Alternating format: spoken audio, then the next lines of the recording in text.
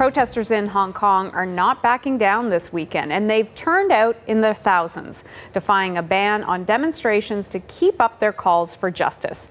Today, they endured perhaps their biggest clash with authorities yet. Riot police are using tear gas and water cannons to disperse the crowds. We want to show you just a little bit of what it looks like from the ground.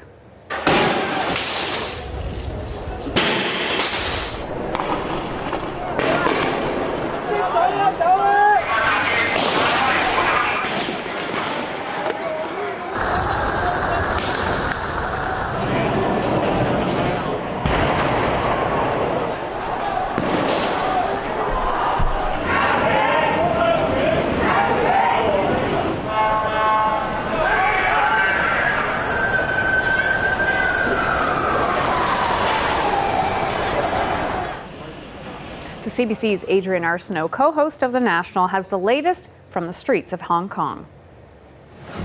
So this is a rare and slightly odd pause in the night. The riot police here in Causeway Bay, some of them, you can see this officer's weapon here that says less lethal, are waiting.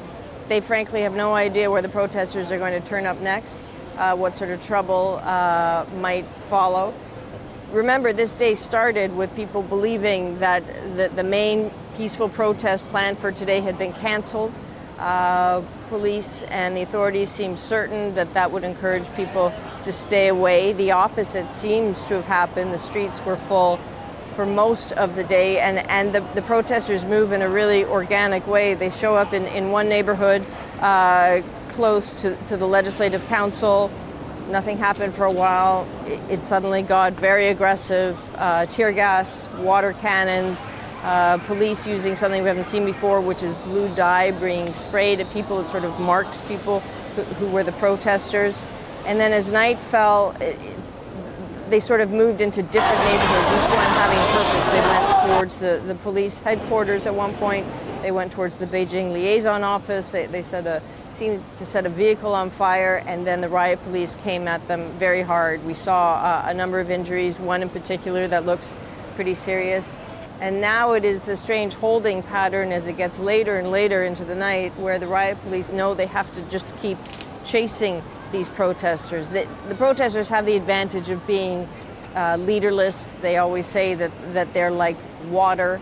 They're very tech savvy. Some of them are telling us that they've been using Pokemon Go and as a way to sort of mark where the police are and where the water cannons are, and that's how they're communicating with each other.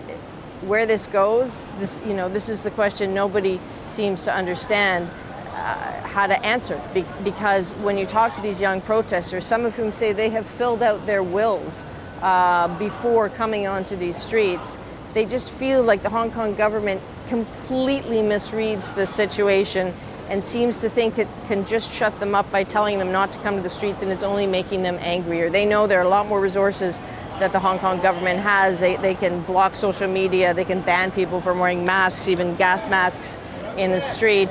It doesn't seem to deter the protesters at all. Certainly seems to make the riot police nervous. Here we go again, they're on the move once more. That's the CBC's Adrienne Arsenault, co-host of The National in Hong Kong.